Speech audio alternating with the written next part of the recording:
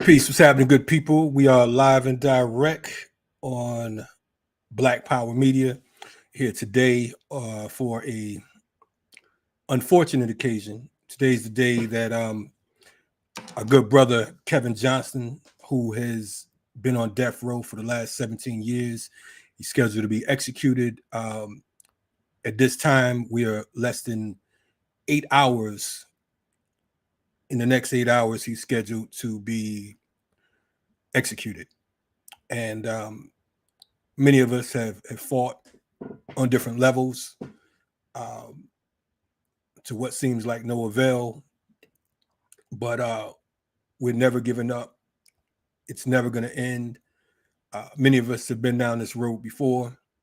It's not a fun road. It's not a exciting road. And this is the time that you know we usually fear. This is the moment we fear. This is that the trying time, right?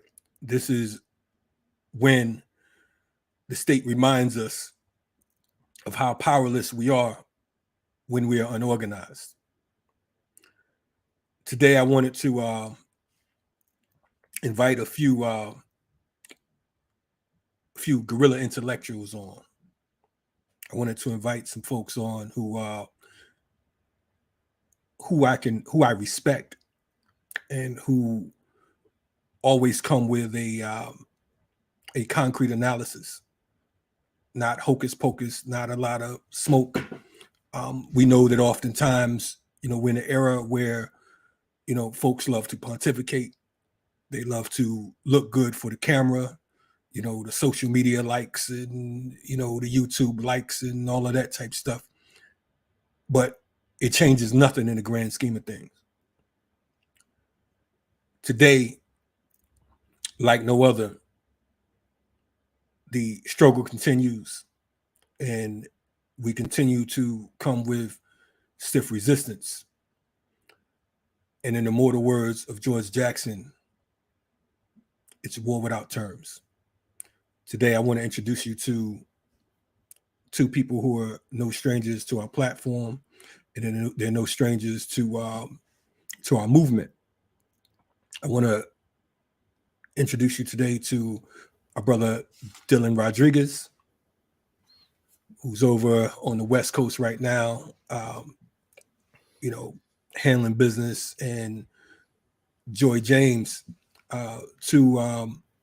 like I said, two folks that I respect and I honor and I don't take for granted. How you all doing today?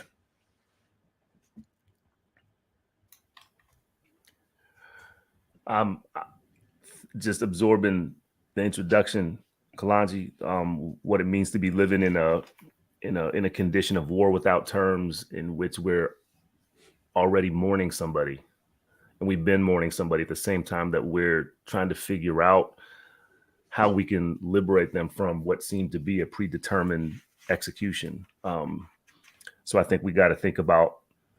I think we have to collectively analyze and collectively theorize what it would mean to translate George Jackson's concept of war without terms into conditions like what Kevin Johnson's facing and the conditions that produced the conditions that Kevin Johnson is facing. That's war without terms. It's complicated. We need to understand it better. Yeah. Morning to both my brothers. I would say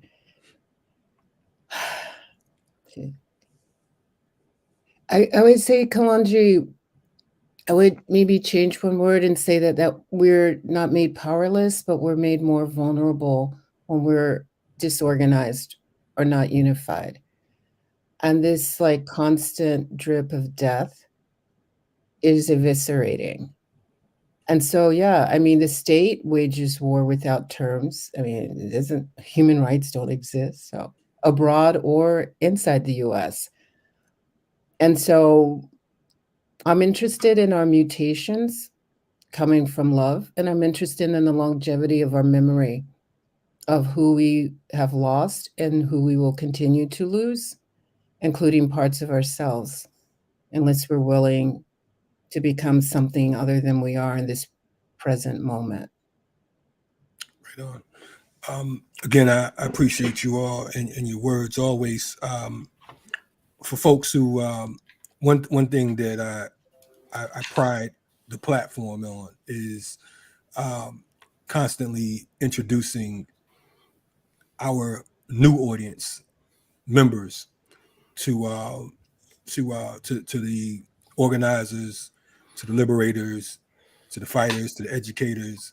So I would like to, because I wouldn't want to jack up you all's work, but I would like to, if you all don't mind, give our audience an introduction as to who you are and how you are aligned or a participant in our People's Liberation Movement.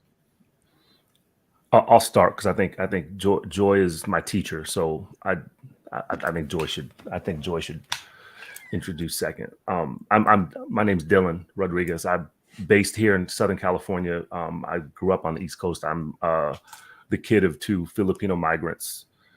First, my family born stateside. I grew up in the Northern Virginia, DC area.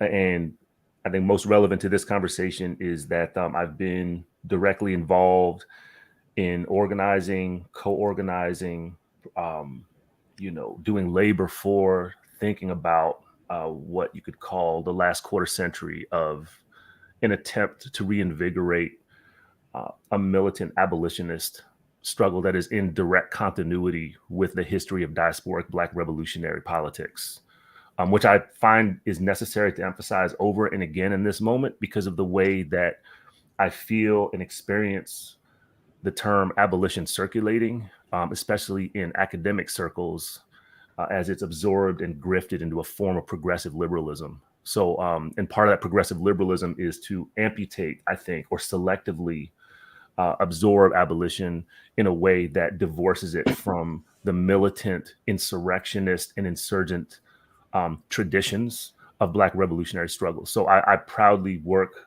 within that tradition, within collectives of people that work in that tradition. And of course, I also think about this politics in direct connection with my own genealogy, as somebody who's from a place that has had multiple colonizers, that is in a condition of neocolonialism for the last, century or so. And somebody who proudly embraces the politics of anti-colonialism, not just decolonization, but anti-colonialism, which is another term I think we need to think about in relation to abolition. So that's the work I've been engaged in. I consider myself an intellectual. I try to be a radical intellectual. I'd love to be able to call myself a revolutionary intellectual one day, but I think guerrilla intellectual, I'll take that. I work at University of California. I should probably mention that. I work at University of California. I'm a professor there. That's my employment. By the way, currently I'm on strike. I'm part of a statewide, University of California strike. I'm in the solidarity strike with the student teachers that are doing this work. By the way, student organizers and strikers who have embraced the politics of police abolition, which is directly relevant to the war without terms that created this condition that Kevin Johnson is inhabiting, in what I hope will not be his last breath. But that's just a short introduction to what I do and why I'm here, Kalonji, and I appreciate the grace with which you're inviting me into this conversation, both of you. Right on. We appreciate you indeed, and thanks for that that powerful introduction, Dr. James. Yeah, I'm a prof too. I teach at a college in New England. I've been politicized by different folks in different ways and always grateful to learn. Actually, Dylan, as a graduate student, a doctoral student, introduced me to Jared Sexton and Frank Wolderson. And I believe that was, on the West Coast when I first met Dylan, when I had probably a postdoc with Professor Angela Davis. And then, excuse me, on the East Coast, Dylan came over with Frank and Jared, and that's when Imprisoned Intellectuals evolved, and it was also building on the work that Dylan was doing, developing, and has been writing about, right? So I've learned a lot from younger folks, and I've also learned to disregard the hierarchy of the academy as much as disregard the hierarchy of society and state, because the most brilliant people are the ones who have connections to the ground. And Dylan was one of those folks, along with Jared, Frank, and others. And my background is a bit different from everyone here. It's just, I grew up, I've always said this, right? Be honest. With a military officer, probably invading some of the countries Dylan's talking about. And in a way, we're all kin, right? Because we grow up in this empire. And so, to the degree that we can sever loyalty that is forced or fostered upon us and think independently, is, that determines our capacity to become something better. And so that's what I've been striving for. Right on, right on. Definitely appreciate your words as well. Let the games begin. Yesterday was rather hard because they had the oral arguments. They were talking about if racism played a factor in the decision for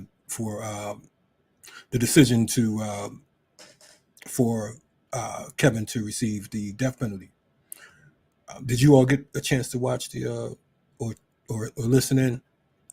What were some of the things that struck you, and was there ever a moment that you thought that there may be a glimmer of hope, or did you recognize the smoke, mirror, politics, and BS, from the gate? I tend to compartmentalize hope, Kalonji, especially when we're dealing with a genocidal anti-Black state, a colonial state. I tend to compartmentalize hope. It's not to say I'm not hopeful, but I'm deeply suspicious of trying to install hope as the main lens through which I experience things like that. So I listened to the entire proceeding twice, actually. And I'll just mention one thing before I pass it to my teacher, Joy James, my teacher and colleague and comrade, Joy James. It's stunning how little mention there is in these legal proceedings of Bam Bam. It kills me, absolutely kills me that, and I'm talking on those who are advocating for Kevin's life, and those who are trying to ensure that he's executed, right? On both ends of that, there is no mention of Bam Bam, almost no mention of Bam Bam. Right. I'd like to honor, Bam Bam's spirit and name in this conversation and think about what it would mean to mourn him, in the context of what we're trying to do here. That stood out a lot. Yeah, I don't think his name was mentioned once, if I'm not mistaken. I don't recall. All I heard was, and what I suppose the rest of the world heard was, this killer decided to murder this police officer who was just doing his job, and now he wants empathy. That's kind of how it was spelled out. Even from the defense, it seems as if there was no real drive towards the talking points was, it was like, did you all drive here together, or what was the situation? What's your thoughts, Joy? Yeah, I think, Kevin wasn't human. So if he wasn't human, nobody in his family was going to be human. So the 12-year-old, didn't exist. I mean, you're right. And the 12-year-old is irrelevant. Like, how do you make a 12-year-old living or dead irrelevant? And so there's no connector. It's almost as if it's a waste disposal mechanism. Like we have another package we need to get rid of, and they have 2 arms, 2 legs, whatever. I mean, did they ever love anybody? Did they ever lose anybody? Was there any motivation for them to start open firing? Like, do they have emotions? It's like, no, we don't care. And it did feel like a little bit like a debating society. And I don't know their race, but I thought their gender was male, and I kind of thought they were white. It just felt like, oh, white guys are debating about like disposability of blackness. And not blackness as a concept, but like this is a friggin' family. So, the 19-year-old daughter who they won't even allow to witness the execution of her father loses an uncle, Bam Bam, before, when she's 2 years old, Right. and loses a father when 17 years later. And it's totally irrelevant. I mean, they were debating procedure and legalism as if we, as a people oppressed by procedure and legalism, should even have the right to live. That wasn't even, even the argument, quote, for him was like, well, let's have this hearing and let's see if the other prosecutor was really racist. And they already knew, like, we know he's a white supremacist. What's the problem? Is this a question? But no, it's going to be a procedure that maybe we can delay, win some points, buy some time. But I was struck by the lack of passion. And this deferral to the law it's, oh, come on. You guys, this is a rogue nation. It doesn't believe in law. It believes in dominance.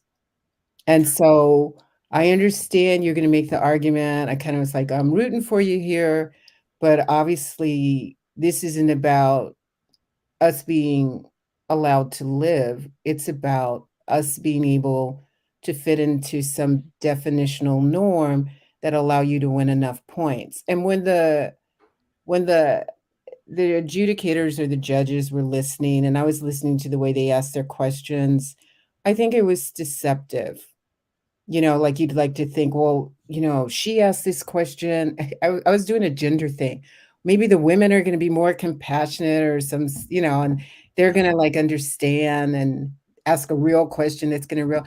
And then I was like, yeah, I don't know. I'll wait, and then an hour or two later, how many hours later, it's like, yeah. But I think this goes back to whether or not we want to play in the world or we want to shadow play with the world. And if we want to like play, not, just like in the dirt, but play with strategy, then we anticipate betrayal. It's baked in.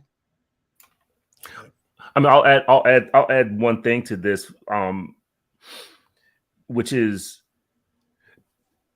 to go back to something that you started us with, Kalonji, which is the notion that we're not organized. I think there's truth to that, but I want to say that it's maybe even worse than that, because I think a central, arguably as central, maybe even more central problem is the way in which we actually are organized.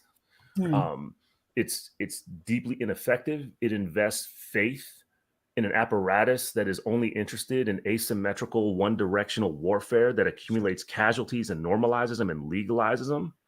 And I'm talking normalizes in a cultural sense, like the broadest, most anti-Black and white supremacist colonial cultural sense of normalization, right? That's the only way in which you can not mention Bam Bam's name. And we should probably say something about who Bam Bam is for folks that are watching and listening to this and reading this that aren't familiar with the case. But I tremble with rage. I got to tell you, like when I think about Bam, that's I mean, like to the point that I get emotional with just anger. And so I think a part of the question that Joy's comments just now made me think about once again is, well, in a lot of quarters, a lot of the communities and collectives that I think the three of us circulate in, it's pretty well established that in places like the United States, the law is actually part of the apparatus of that war. asymmetrical warfare, right? It's like it's central to it, right? So there is no legal system in terms of the way it mythologizes itself, right? It's a legal system in terms of it's a weapon.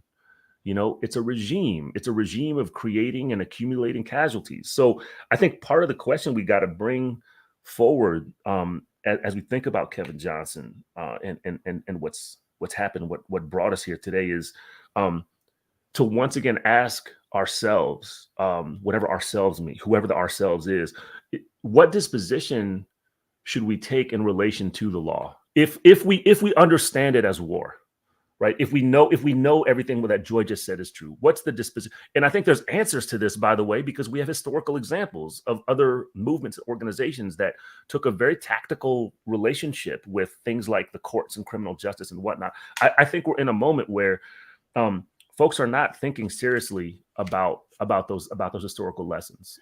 Oh, yeah. I mean, thanks, Dylan. I mean, because you brought Bam Bam in the picture, right? The younger brother of Kevin, who collapses in the house, right? And the police are stepping over his body, pushing the mother out when she's trying to get to the child. And then the child later dies, right? And so everybody on this call has had a 12-year-old. And you can't tell me that none of us would, if our child dies, we wouldn't start walking the street to kind of get answers. Like, wait a minute, who was there? Who did what? Like, why do I not have my 12-year-old anymore? And so it is personal. I mean, to the extent, like, whether we never met him, we all have families. And our job are to preserve and protect. And that was also Kevin's. Like, would we have done you made the choices he did? I mean, I don't know, probably not. I guess the way we're socialized, who knows? That's not the issue. The issue is our connectivity. And you're right. I mean, we have responses, we mourn, we like sign petitions, and I'm not saying we shouldn't do any of that. I'm just saying, if you want to make sure our children live, I'm just echoing what people say. We need to step this up. And I don't even know what it's going to look like or how but it needs to cost. There needs to be a cost. You kill it. You definitely kill my kid. We need to, I'll just say talk, in quotation marks. And so do we desire, this is a thing I'm getting puzzled by. Do we even desire to walk the street to kind of get answers, however the street is as metaphor and physical, right? Do we even want to go to places to have confrontations with killers? And I'm not saying that this particular officer was had direct responsibility for the death of Bam Bam, but what I am saying is that these forms of predatory policing consider our lives to be disposable before we even do anything. Absolutely. Definitely, Dylan. I echo what Joy said. I appreciate you you hailing Joseph Bam Bam Long's name, because like you said, it's almost as if he didn't exist. It's almost like there was no story outside of this police officer who was a part of a murderous regime. And I agree with you. Yeah, perhaps, he didn't have anything to do with that murder, but he's a part of a system that murders us daily. He's a part of a system that takes us out by the thousands yearly. So it's unfortunate, but in war there's casualties. But we don't justify. There's no just system where you say, okay, well, when this young man was 19 years old, he made a bad decision and he didn't get a fair trial, and he didn't get due process, but then turn around and say, well, his daughter can't be allowed to witness his execution because she's too young according to the state. She's only 19, the same age that he was when he shot this police officer. So we talk about the double standards. What do you say to that, Dylan? You look like you have something that you want to add on. Well, this is an occupation. It was an occupation. It was I mean, this is what happened, right? This was a situation where Kevin and Bam Bam was a site of occupation in the most to invoke an old term, right, in the most internal colonial sense of that concept, right, which part of the Black radical tradition, right, is the whole notion of internal colonialism, and the police as an occupying force.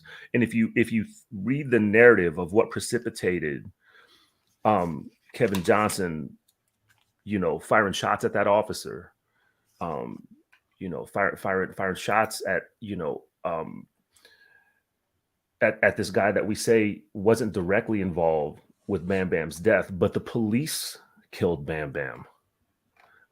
As Joy said, remind us, they walked over his body, a 12-year-old, right? They left him there to die. All right. And I will say, I'm nodding my head because I think about what this whole idea of humanity means in these conditions, right? And it's fucked up because it means that there's not one way we can understand it, right? There's no, this demystifies the idea that there's some kind of universal humanity that everybody can just access. It just doesn't work that way, right? Like, we're seeing it play out in real time, in fatal real time. We're seeing this happen, which actually makes me then think with humility about my own humanity, and what I think about is my humanity. I will tell you, this will probably come back to harm you one day, right? But I don't know that I wouldn't do what Kevin Johnson did, right? I don't know that it's beyond me to want to seek immediate vengeance if I saw the police do that to my blood. And I think, and again, it's probably some would consider it irresponsible for somebody in my professional occupation, my position, to say some shit like that, right? But I'm just gonna be real about it. I think I would want vengeance. I do. I'm gonna say present tense. I want vengeance, right? It's just a feeling. I'm not about to go. Don't call the cops on me right now. I'm not about to go do anything. But I'm saying, the way I feel about this, yes, is real. And so I can't. It's hard to imagine. But I will say with humility that I don't know that I wouldn't do the exact same thing Kevin Johnson did, right? And I say that with humility. When you said that, Malcolm popped in my head. Malcolm popped in my head saying, when Reverend Klieg said it's a shame, and he's a preacher. If it's a shame to him, you know what it is to me. That's how I felt when you saying, I'm a professor and this is how I feel. I'm saying that, I feel where you're coming from. It's unfortunate that self-defense is looked at as violence. It's important. It's unfortunate that when you respond in the same manner that they deal with you, that you're looked at as the aggressor, and they have to get rid of you because you can't. No way can you do that to you can't harm a police dog. And if a police dog fell out and was having a seizure, they would stop and take care of that police dog. They wouldn't be walking over that damn dog, because they have more respect for anything other than Black lives. And that's why when we talk about the whole notion of a Black Lives Matter, we know that, it never has and never will. And the only way it will begin to matter is when we decide that we want everything to be equal. We want it to be even Steven. This is how you want to do. Then cool. This is the way we play. Joy mentioned you mentioned his uncle. Corey's uncle transitioning. Yeah. And you mentioned that her father is about to be executed. And we must remember that at age 4, she lost her mother. Yeah. I think I understand. I appreciate both of you. We're gonna see how I can weave. We got a loom going on here. I think you want revenge because you love. So I don't know if revenge is an adequate descriptor.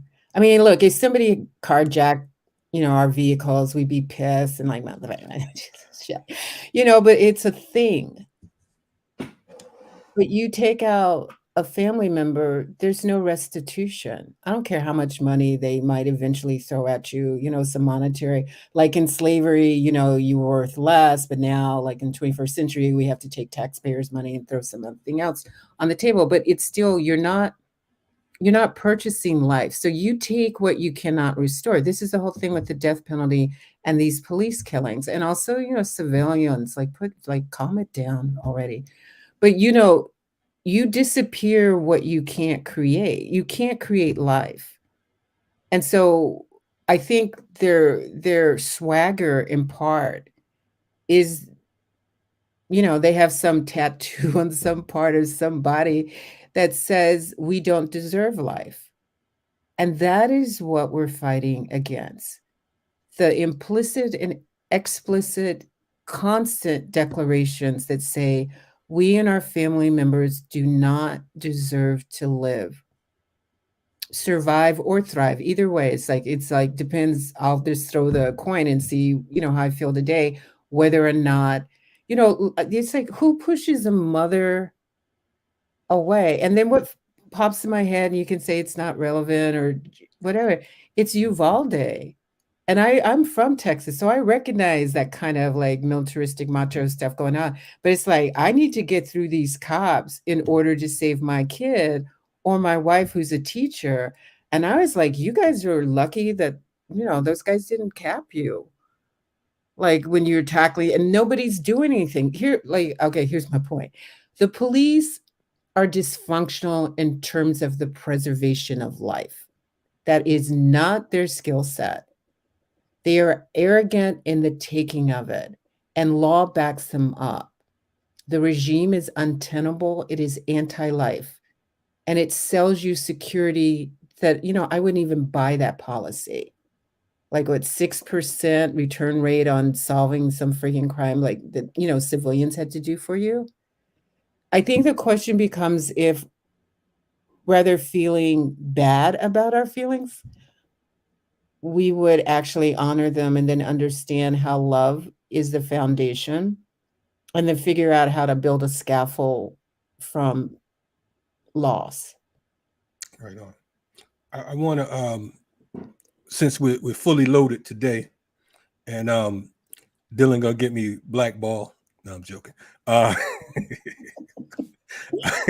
wanted to add some balance. I called one of my dear sisters yesterday because we were in need of some spirituality, because I think that oftentimes we come hard with the physical, and we're able to think past we're playing this chess game with them, but then we forget to balance it out.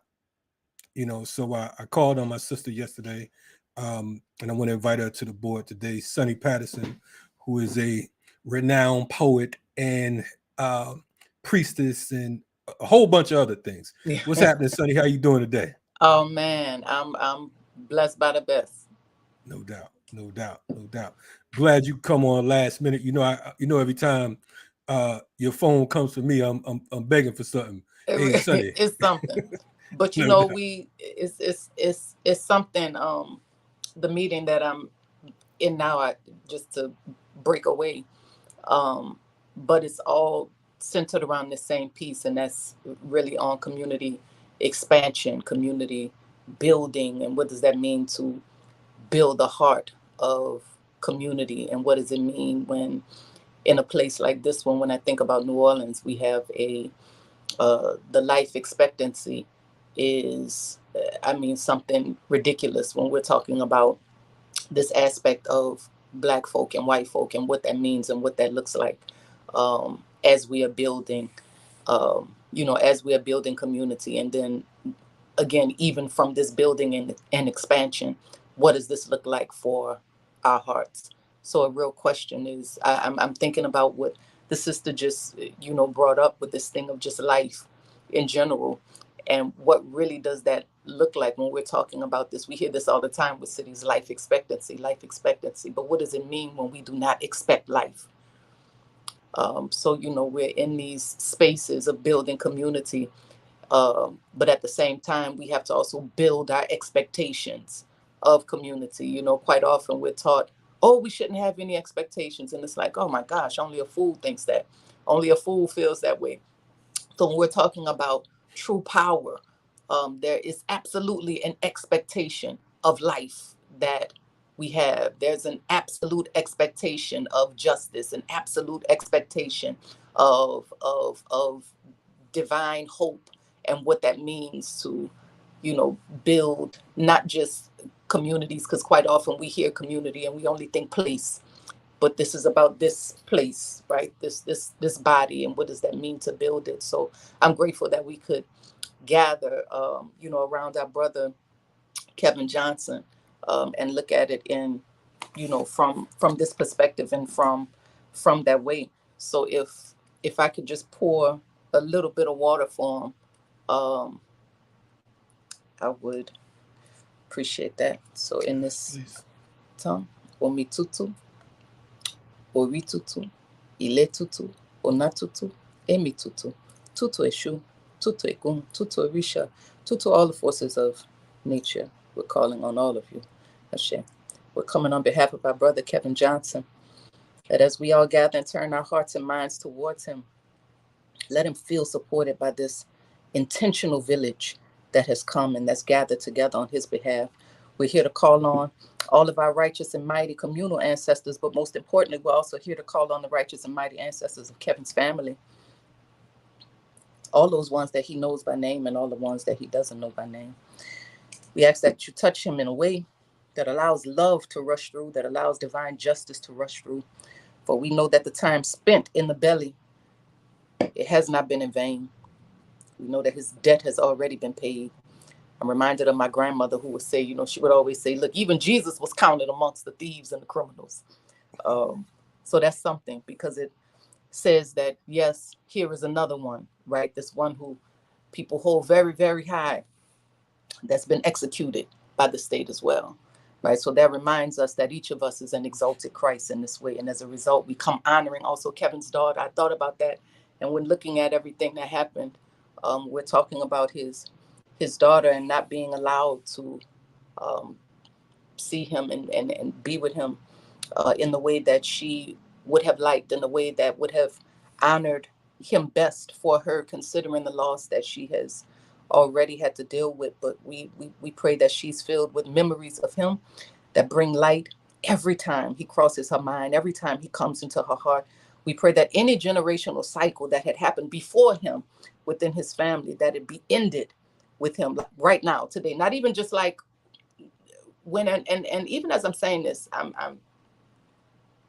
saying that we are also open to something different happening, meaning that we believe also in like last minute attempts. Some people, I don't, in other realms, they may call it, okay, a miracle thought, whatever that may mean. We're open to something new happening, that at the turn of a mind, the change of a heart, whatever it may be, that something can open up, that life is to be lived, that the thought of this aspect of life is to be lived. So we're praying that any aspect of generational cycle that began again before him, that it is ended, and that he sees himself as a bright and brilliant light in the world, that he sees himself as a light and brilliant, just a brilliant life for his lineage, that we are able to hold our hearts as we continue in this struggle, especially ones that are calling ourselves not just helpers, but abolitionists, that our hearts are strengthened in the struggle for peace and justice and joy and equality and mercy. And we also pray and ask about just this thing of forgiveness. I know that's a nasty word sometimes when we're talking about, that's the nasty F word, forgiveness. But I'm saying that from the sense that says that I am for giving up any old notion, any old perspective, any old habit, so that I can gain new insight, new patterns, new beliefs, and that newness grants us new pathways to liberation, new pathways to nation building as a people. For we know that what truly needs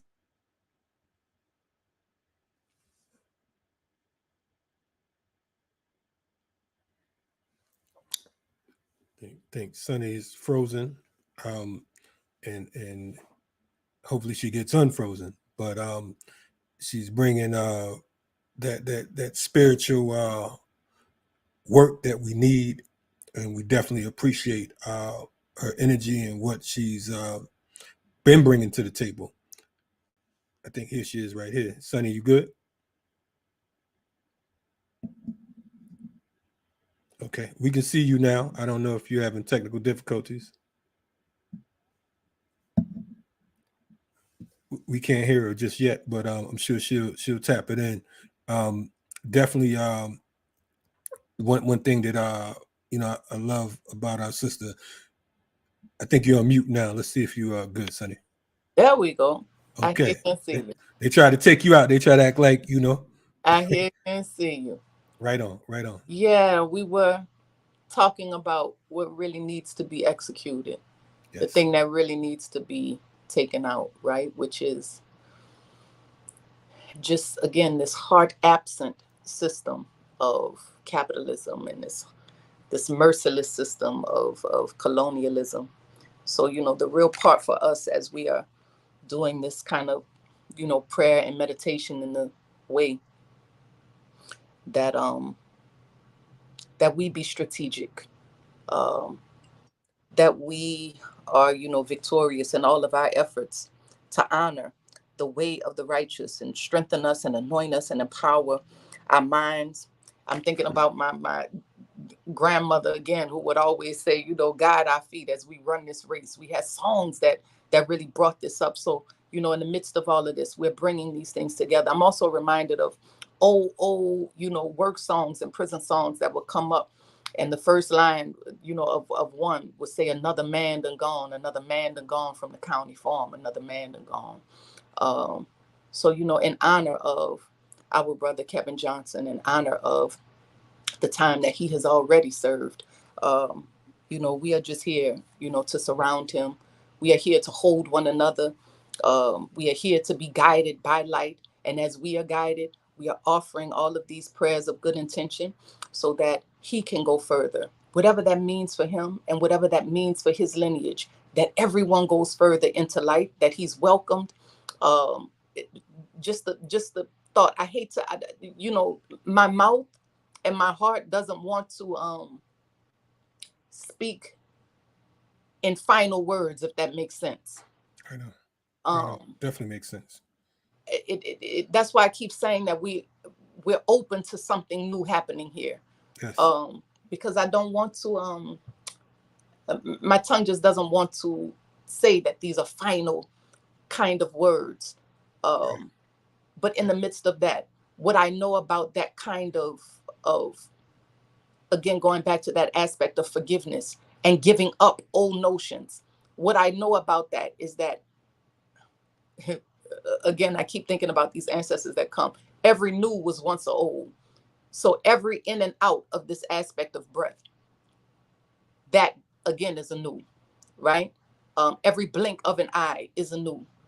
So with every blink, with every breath, let us move anew. Let us transform in every way that we can, to shift ourselves in every way that we can, so that in the midst of this work, we are always able to think of him and think of light and honor him and think of light and honor his daughter and think of light and honor all of his family and think of light and honor his grandson and think of light and honor his grandmother and think of light and honor his mother and think of light, and so forth and so on. That our work is not just about this aspect of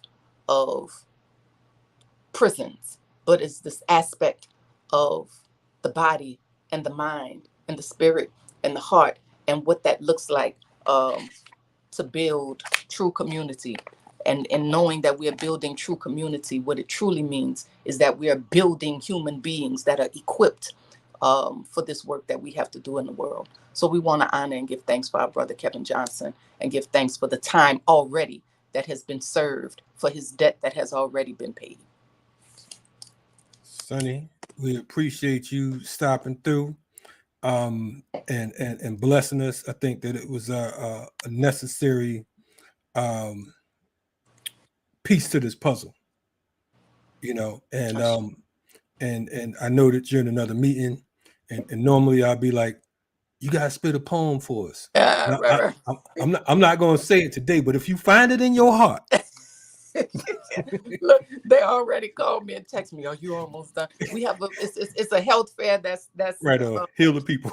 coming up. So it's a we train again. This just it all goes together. We're training artists to be community health workers to bridge public services and community. But what does that look like for creating wellness manifestos again within the city? So there's something called just this aspect back again of knowing what does that look like to do this ancestral work and honoring ancestors past, present, and future. So all day today we're gonna chant Kevin Johnson's name, and all of you too for just doing the work and being so present and here and aware when it comes down to what it is that we need to not just survive but thrive in this belly that we're in now.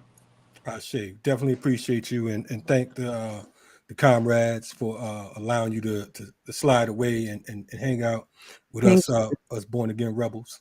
And we're looking to have you back on soon because I know you all just left the whole COP27 conference as well. Yeah. Want to do something with that. So, looking forward.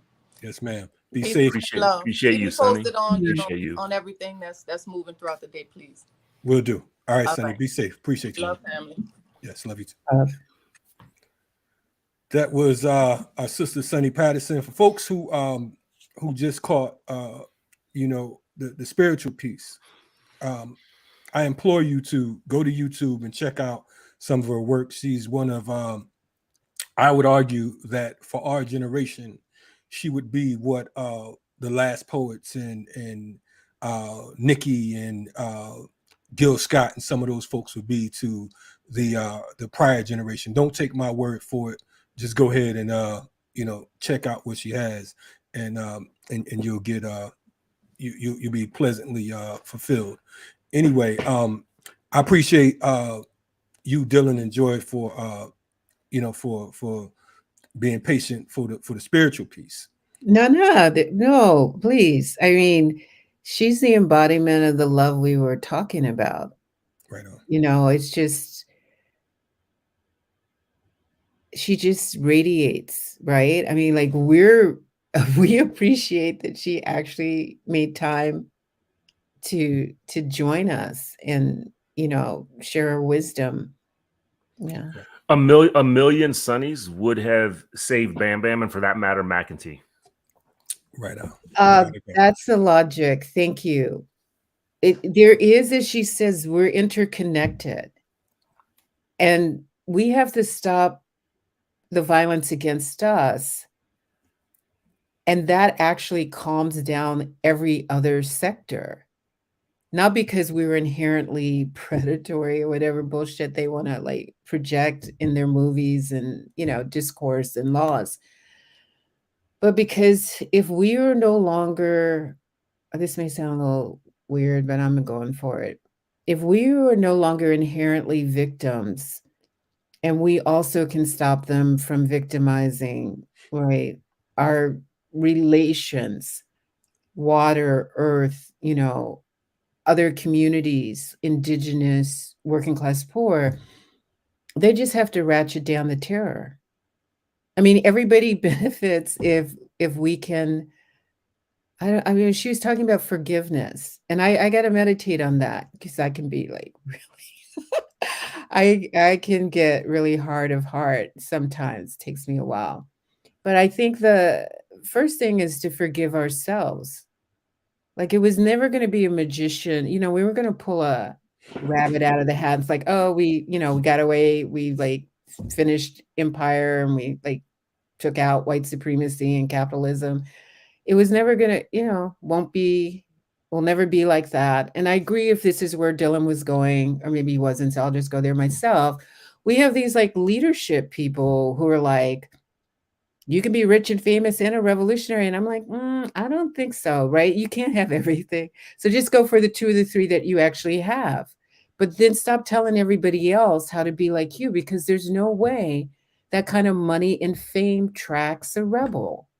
I mean, I'm doing okay, but I wouldn't even call myself a rebel. I would say I'm rebel adjacent. But in terms of self-forgiveness, I think, our strategies have been a bit off. We've been not quite clear or honest about what we're facing. And sometimes we came late to the game. Through Kalonji, I was invited to try to help around Kevin's case, but I came really late, a couple weeks or something like that. And then there's, Kevin Rashid Johnson, who I believe has cancer as a political prisoner. I mean, there's a lot of people who are held captive and who are facing slow or accelerated deaths. And at the same time that we reconstruct ourselves in the love that Suni was talking about, we also prepare ourselves for different kinds of wars arrayed against us. Right on. I want to clarify real quick, because I've been knowing Sunny for a couple of decades. When she talks about forgiveness, she's absolutely talking about us.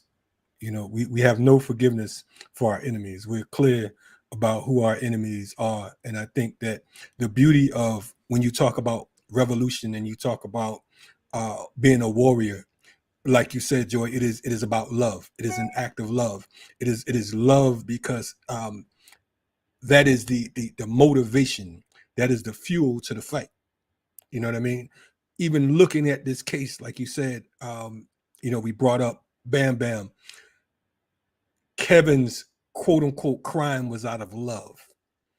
It was out of passion. He was hurt. He was hurt because of the fact that he knew that he could not protect his brother. You know what I'm saying? He was hurt because of the fact that he saw these people walking over his brother, and his brother leaves this earth. While they were looking for whatever they were looking for, they could have tried some medical attention. Yes. I want to also go back to the interview we were fortunate enough to have with him a couple of weeks ago. He was also hurt because he felt that he made his brother, vulnerable to the police. Right. And I think that's the fact that we cannot protect our children. I mean, we try to move in certain neighborhoods and certain schools, but we have, it's like what Dylan said. That was a zone of occupation. And in zones and neighborhoods, communities that are occupied by the police, they just stroll in, walk in your house, step over the baby's body kind of stuff. Right. It's a different level or intensity of war. And I don't know how to even say it anymore. I mean, it's like there's a million emotions just like running around here in the air. But I'm very, I would say, having listened to Suni, right, that we have to ground ourselves more deeply in our spirituality in order to discipline ourselves for reality. And it seems like a contradiction, like spirit is abstract. Like, no, that's the foundation for you to deal with the material world. And I just don't know how, as guerrilla intellectuals or whatever we're calling ourselves, how we want to deal with spirit and the other people who the state are trying to kill. And there's a long list. With that, because you mentioned guerrilla intellectual, and we've referred to that, referenced it a couple times. I want from both of you, if you don't mind, when you hear guerrilla intellectual, how do you what does that mean to you? I got to tell you, I think that's a key question. I think it's a question of praxis, by which I mean an activation, if not a weaponization, of the intellectual work and labor that we do, ideally in connection with and with real devotion to insurgent, insurrectionist, aspirationally revolutionary communities. Right. That's what it means to me to be, in broad terms, what a guerrilla intellectual is. It means that you are actually trying to activate and weaponize your intellectual labor. And I've been in different circles of kind of radical scholars and academics and whatnot, and it's what's pushed me to really emphasize the weaponization. because I think that's where the hesitation happens. And I think the failure or the refusal, really, it's an active refusal. It's a liberal refusal to weaponize ourselves in connection to insurgency and insurrection and resistance and revolutionary struggle and abolition struggle. That's the shit that for me serves as a general differentiation between guerrilla intellectuals and what I would call academics. I've been saying this over and over again. I'll say it here. I think I disidentify as much as I possibly can with the term and the position of academic, because I think it is a colonial white supremacist and anti-Black aspiration, including for those of us who are Black and brown so-called academics, right? I think as an aspiration, it is toxic. It is contrary to all the things that we here, the three of us, understand ourselves as being devoted to, right? So, I mean, I try to actively disidentify with academic. And I also want to say that part of guerrilla, the kind of position of guerrilla intellectual is to understand that you're also in this relatively privileged position to take a bunch of risks. I mean, it's stunning. We're in the middle of a labor strike right now. And what I'm looking at is a bunch of my colleagues at this, fellow, faculty employees who are unwilling to take even the most meager risks to respect a picket line, right?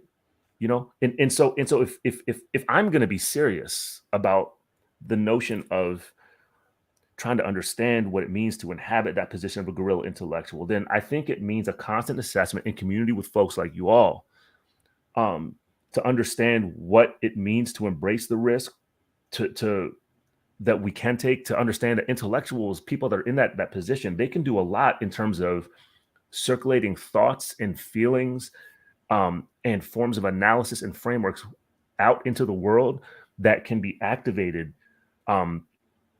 as soon as they're out in the world, right? Like putting ideas and thoughts, radical ideas and thoughts, stuff that is risky to actually circulate, right? Like there's people who get fired for doing that kind of shit, right? So I think that's what I'm saying. It needs to be a collective assessment. But I think guerrilla intellectual means that's the least you can do, right? Sure. In addition to like the humble labor of actually contributing to things in which you are not the center of the energy, right? Like, I mean, I think that's really critical. And I think that's actually part of your intellectual work, is to be in community with folks like that, with people like Sonny, people like you who have expertise and skill sets in other areas that I'm amateur, I'm a student. So I think that's also central to being guerrilla intellectual. It means that you're actually involved in collective forms of labor that expand your skill set and challenge your skill set, and also reveal your own limitations. Right on. Dr. J. Yeah, I would follow that by saying, I mean, I also make the distinction between academics and intellectuals. And, academics as a professional class, whatever you want to call them,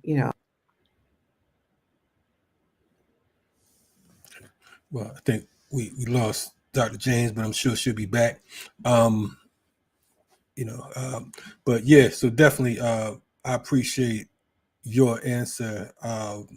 Dylan, I think Dr. James is coming back now, but I know that one of the here she is here. Hi, sorry about that. I think what happens sometimes, how to say this, like, I'm an academic too, so I get to say anything I want, right? Because I'm talking about myself to some degree, or tendencies that I try to avoid, but I'm not always successful. I think what's sold to us is that knowledge and, rhetoric and publications and platforms become the sum total of the intellect. That if you can't produce a commodity, you're not a real intellectual. And for me, I've been educated and politicized by people who are not academics, even though I have comrades who are academics, right? Like Dylan and stuff. But, Dylan goes to the source, right? And I'm thinking about Cabral right now, return to the source. And the resource would be the communities in struggle and the intellectualism that they abide by, but they also create it. What I don't like is the siphoning off that the academy does. And also, I think there's some kind of pimp thing going on here. Maybe that's not the right word, but like you showcase certain kind of concepts or something that you just got from other people whose names you disappear, right? Because you need to like sign your name on it and then it becomes part of your portfolio. So I don't think we can ever stop that because it's like embedded in capitalism and consumption and commodification. But I think we could strengthen our ties to community-based intellectuals. And also, how to say, it's not deferring unless there's some kind of agreed upon system of how we do collective decision making, but it's recognition. And also because you recognize and you respect, you don't distort. Like for what I've been seeing over the last couple of decades, I see people go to revolutionary thinkers, most of them deceased or offshore, can't speak for themselves, and then they cultivate a raw crop and then they process it and then it becomes basically anti-revolutionary by the time it gets into academic production. I don't know if this is too abstract. Am I not making sense here? No, you're on point. It sounds like you're saying that the seeds are altered and that you have a clone of some sort, a clone that doesn't have a soul. Yeah, and so so this thing I think is relevant, Dylan, to the inability to respect a picket line. Like go have your class at, a coffee shop that is in Starbucks, right? That's also, union busting. But the way in which we create our portfolios is partly tied to siphoning off from radicals. And so then when we see in real life something that's progressive, even, I mean, unions can be radicals. They also can be, progressives. We can't even, I mean, the bar has been lowered so much because people have gotten away with just capture of ideas that when you see like, oh, here's a strike, can you just respect that? Sign a petition, call the governor of Missouri, who's a Republican. I didn't say that was going to work, but can you do anything? It's like, no, we don't have to do anything because we have, quote, these ideas, which, we went offshore, got these ideas, brought them back. And now we have swag. Yeah, and a brand. Yeah, brand. You know what I mean? Like I mean, that's I mean, what Joy's talking about is how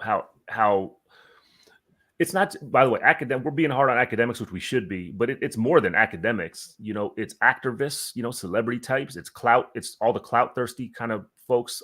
It's high profile people who are funded by the nonprofit industrial complex. I think they're in a similar position in terms of grift and having a relation of grift and extraction from the forms of movement and insurgency and organizing and thought that are coming up from various communities, many of them modestly organized or organized in ways that are not legible to people in universities or in academic settings, much less to people in kind of nonprofit industrial complex settings, and who are therefore dismissed or denigrated or just in, I know this is an ableist term, but I'm using it purposefully because I think it's an ableist concept. They're seen as crazy.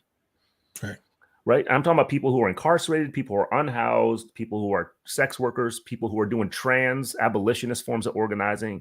A lot of that shit is not legible to people, and it's scary to people. Like, it scares the shit out of me, but like, I embrace that shit. You know what I mean? Like, it actually, I learned from that. It changes my loyalties to certain paradigms of doing political and intellectual work, and that's beautiful. That shit is beautiful. Like, I live on that. Like, that gives me breath. But in that way, maybe I'm a bad academic, which is great too. You know what I mean? Like, maybe I'm for the abolition of academics. You know what I mean? Like, I think I am. Dylan, put that on a hoodie or a sweatshirt. Bad academic. Like, I'm telling on myself. Hey, it was clear when you stepped on the screamer, man. They already knew what time it was. It's like the jig is up, but they already knew what time it was. But that it goes back to what Joy was talking about in regards to, I mean, it's big pimping, and that's exactly what it is. It's all about You know, it's about fortune. It's about fame. It's about notoriety. It's about, you know, I mean, right now, the thing that's blowing me is the whole nonprofit packaged in Black revolution. You understand what I'm saying? It's looking like something on the outside, but when you walk into this home, there's really nothing there. You know what I'm saying? It's just a shell, and that's what's going on right now across the board. Okay, but then this is all right. So this is where I love love because it's kind of what Dylan said. It makes you want to love people you're not supposed to be talking to, right? And then you start talking to them and you're like, oh my God, I feel more alive because they actually, you know, it's like infusion. It's not a charity system, right? It's a mutuality, it's reciprocity. I'm learning to, and also my emotional landscape is waking up. Like, because most of the times, you know, I just emotionally deaden myself so I can just get the work done. Because there's too many losses. So I'm not gonna like, I don't want to feel everything, but I can work like, you know, a machine or a soldier, use whatever like descriptor you want. But the point is to show up with our feelings, right? And so that doesn't happen without risk. All love is a form of risk. And it's worth the risk. And then, of course, there, you know, these penalties that people try to levy on you. I think we can make bold demands. Like, I'm going to make one right now, of course. Like, I'm already, Dylan knows I was in the in crew when he first met me, and then I got kicked out. Had to figure out how to reinvent myself and like as a nobody, and then like, okay, That's I'm a whole back. memoir. That's a whole memoir waiting to be written, Joy. Yeah, no, that's a For whole real. memoir that hopefully it won't be, but so it's sort of like I'm sorry, I'm trying to get my train of thought back, but like if we were to humble ourselves and control our fear level to learn across the board, then I would say, because some of this is packaged because people are Black femme, Black queer, Black women, feminists, like you can't touch them, right? That like becomes like the firewall. And so I was like, well, I fit some of those categories, so I'm gonna say what I want. But I'm like, if you have this real estate and it's your second, third house or something like that, and political prisoners are coming out, you could create in that nice millionaire level like edifice, you could create a welcoming center where their family and them could come, and then there are medical ramps, and then there's like, you know, there's wheelchair, whatever we need for our elders, free of cost. That's right. Because I know you're writing that off as a like nonprofit, and you're probably like, we're taking a loss, so it's going to debit, and then like my taxes will be fine.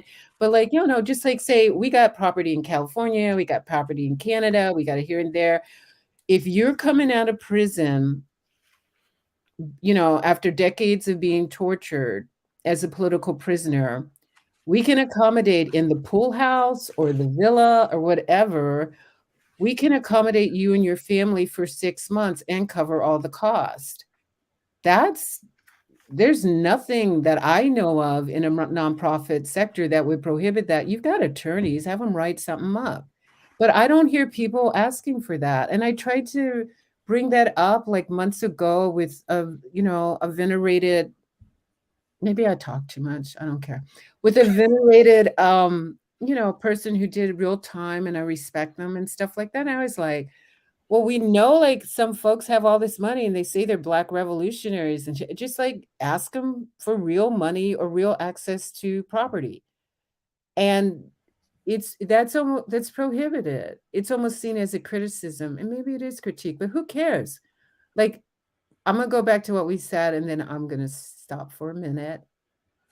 You know, like I grew up like on military bases. I grew up, you know, as I said before, Bible people, Bible Belt. Yea, though I walk through the shadow of the valley of death. The rebels are like hospice. They're always there with the dying or the persecuted or the hunted or the tortured. I mean, the people, if you don't want to be on that level, if you don't want to walk through the valley, okay, other people will do it. But you need to pony up something tangible. like at least your real estate access. I mean, that's some serious words there, Dr. Joy James. Are you suggesting that these folks walking around with these tens of millions of dollars actually support political prisoners, support veterans of the movement, many of these folks who they parlayed an empire off of their blood, sweat, and tear? Are you suggesting that they actually give back to the people who gave their all, who gave their everything, folks like Dr. Mutulu Shakur, who we're having emergency fundraisers for right now to make sure that he can get out and travel to his destination and to be able to spend his last days with his family? I mean, you know, these folks only have like $90 million. I mean, like, what are you going to do? I mean, like, how, what are you asking for here? Is this, you know? Well, you know, one of the things I would say, I mean, the money got, you know, was distributed and spent and stuff like that. So, I mean, their levels lower, but, you know, you're still talking multimillionaire. When I first met Dylan, Jared, and Frank, correct me if I'm wrong, Dylan, y'all were being kicked out of maximum security prisons as graduate students because you followed the incarcerate when they said, we want to read this, we want to learn this. I mean, you agape, love is political will. And also, y'all got your doctorates, but I'm sure there are a lot of people who were trying to slam you and make sure you didn't get to walk with the degree. What I'm saying is everybody can risk something or tithe something. You can all put something in the collection plate. If you don't want to be on the front line, if you don't want to take certain kind of hits, if you don't want to lose your job over it, okay, fine. But there's a way. We started by talking about how we organize ourselves and then how we don't. You don't have to like us. You don't have to like political prisoners. You just have to contribute more. And I think that would be a form of self-love, actually. I don't know if that makes sense, but it, you know, I mean, if you could say come over to my house, but it's like, I don't have that kind of funds. But maybe that's my cop out. So maybe I do more. I write some checks, donate or something like that. But I guess the thing is, here's how I want to say it, I guess.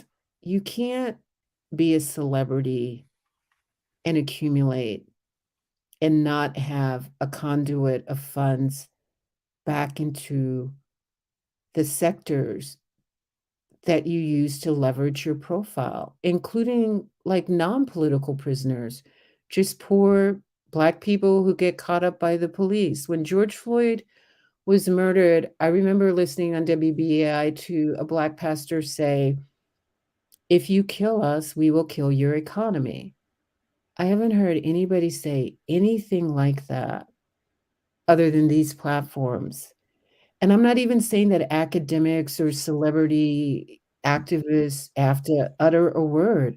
I'm just saying, like, if you're not going to kill a capitalist economy, then create another kind of economy for the underground.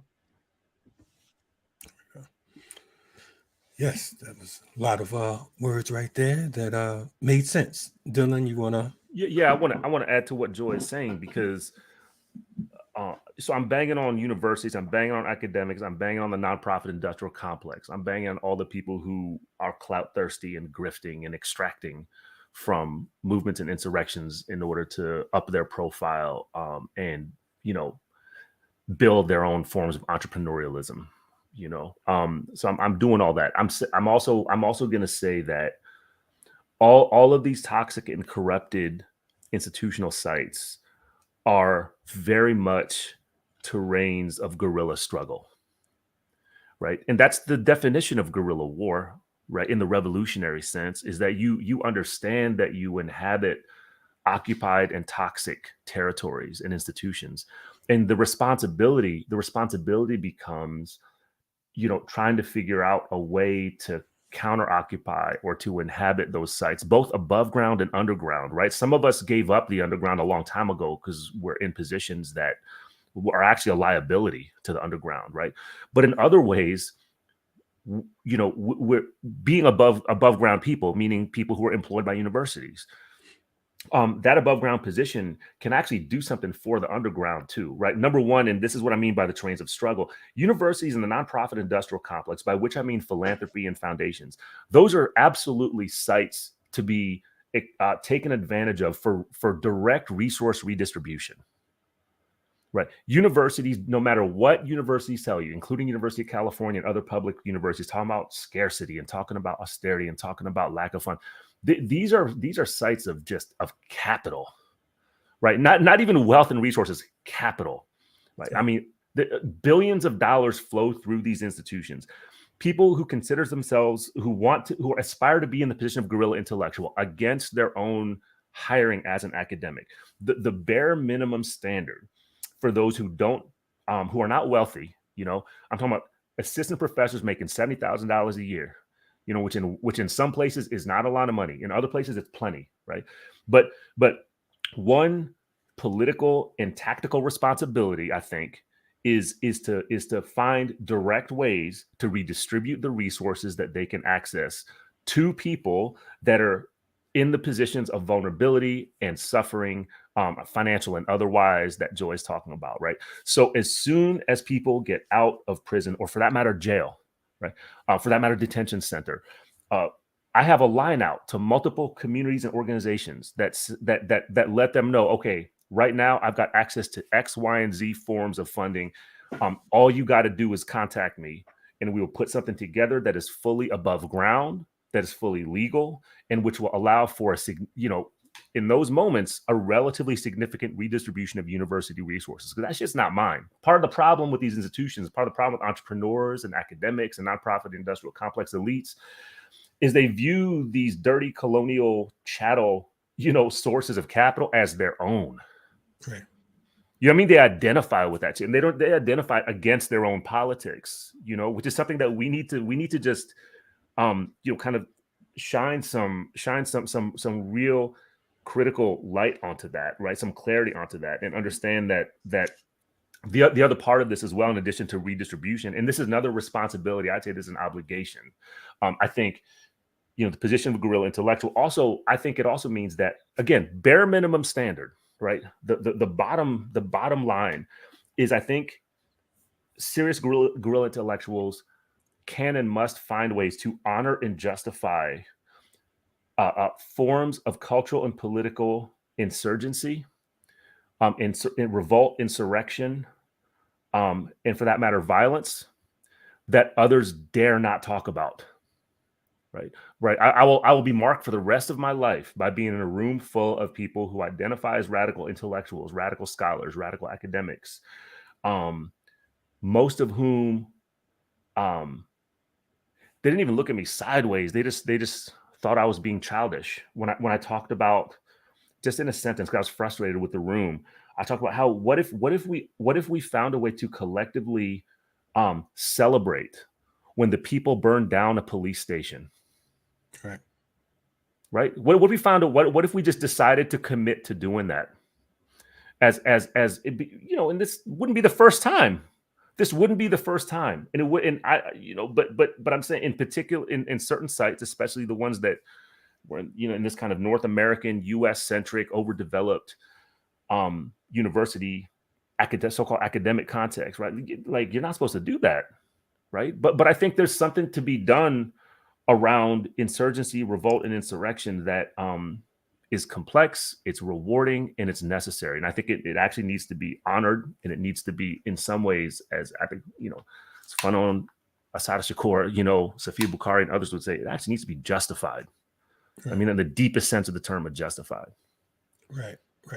I want to ask you, and man, you two. Thank you, first of all, because I got to say, when I got up this morning, just knowing that this was supposed to be a day of mourning and feeling like loss, it was difficult. But thank you to you two and Sonny for assisting in bringing my spirits up, for lack of better words. You mentioned, Dylan, about shining the light on some of these individuals who choose to be willfully ignorant or choose to throw on the blindfold and act as if they, you know, like see no evil, hear no evil. Why do you feel that it hasn't been a collective, you know, as Fanon talks about the floodlights of history? Why do you feel like those lights haven't been shown? And why are people so politically correct when the politics aren't correct? Because the people I'm talking about believe they're fucking individual. They believe they're individuals. They think about themselves as individuals, and this turns into a form of political practice which is deeply neoliberal, and which couches itself oftentimes in the terms of Black liberation, of feminism, of you know, etc. Right, like all different forms of kind of liberation and progressive and transformative politics, but they are couched as individual therapeutic approaches to the world. And among academics in particular, there's a market for that. Right. And I mean, yeah, go ahead, Joy. No, but thank you, Dylan. Like, we're all in the flow here.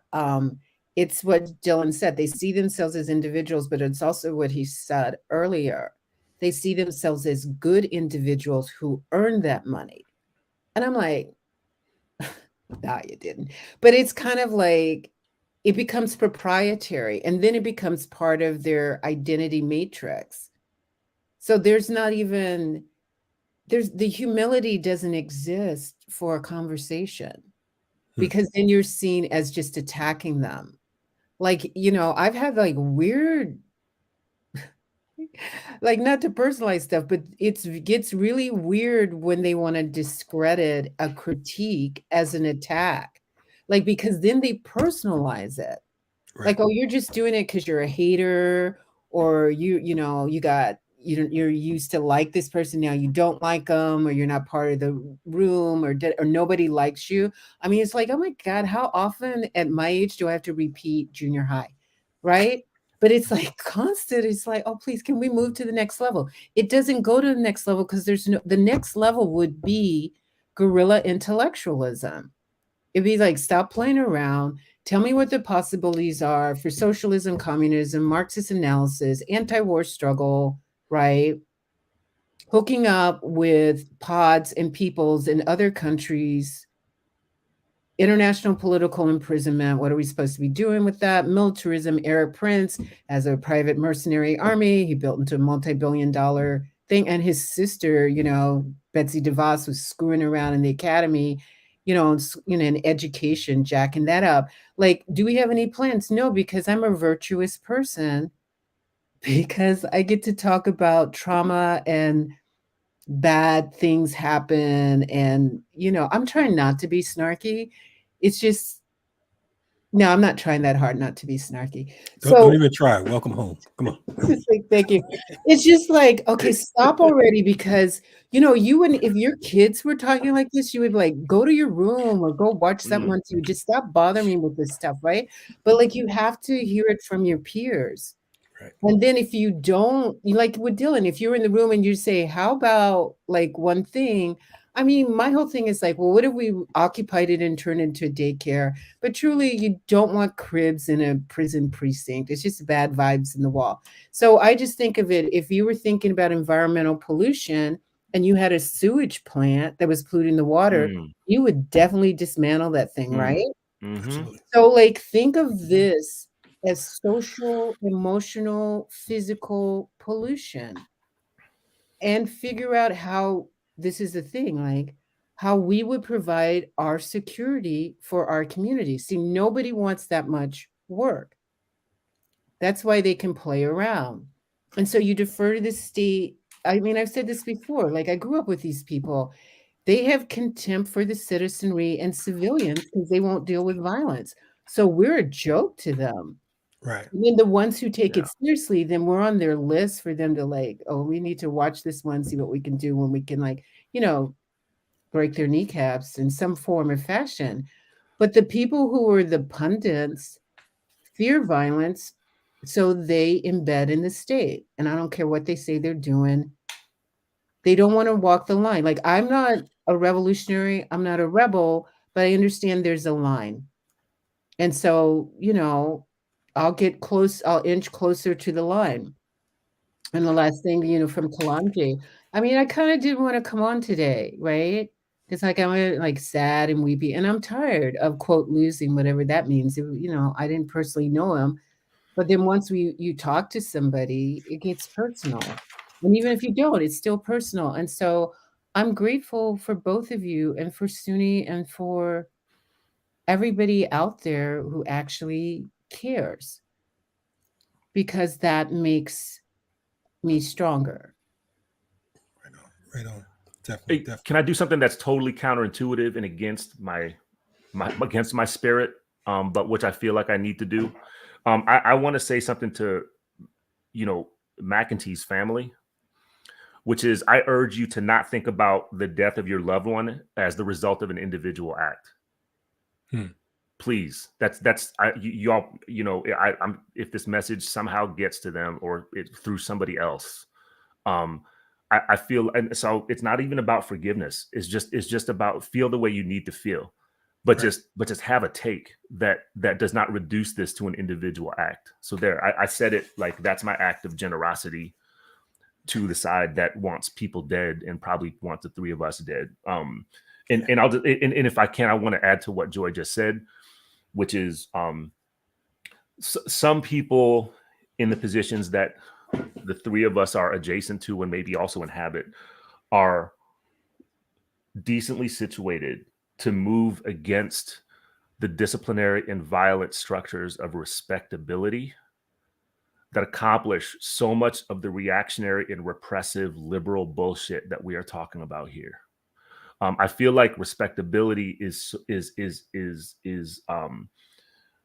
something that permeates communities and collectives of people who otherwise identify as radical or even revolutionary, right? There's a certain way that you were supposed to be, certain things you are not supposed to do.